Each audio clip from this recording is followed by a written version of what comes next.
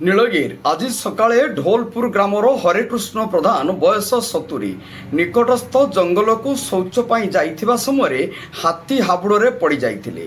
ହାତୀ ହରେକୃଷ୍ଣଙ୍କୁ ପାଦରେ ଦଳି ସେହି ସମୟରେ ମାରି ଦେଇଥିଲା। ବହୁତ ସମୟ ଯାଏଁ ହରେକୃଷ୍ଣ ଘରକୁ ନ ଫେରିବାରୁ ଘର ଲୋକେ ଜଙ୍ଗଲ ଆଡ଼କୁ ଖୋଜିବାକୁ ଯାଇ ଦେଖନ୍ତି ତ ହରେକୃଷ୍ଣଙ୍କୁ ହାତୀ ମାରି ଦେଇଛି। ଏଠାରେ ଉଲ୍ଲେଖଯୋଗ୍ୟ ଯେ ବନ ବିଭାଗକୁ ଗ୍ରାମର ଲୋକେ ବାରମ୍ବାର ହାତୀ ଉପଦ୍ରବ କଥା ଜଣାଇଲେ ମଧ୍ୟ ବନ ବିଭାଗ କର୍ଣ୍ଣକୁ ଏ କଥା ଶୁଭୁନାହିଁ। ହାତୀ ଭୟରେ 3ରୁ 5 ଖଣ୍ଡ ଗ୍ରାମର ଲୋକେ ସେହି ବିଲରେ ଚାଷ କାମ କରିବା କେବେଠୁ ବନ୍ଦ କରିଦେଲେଣି।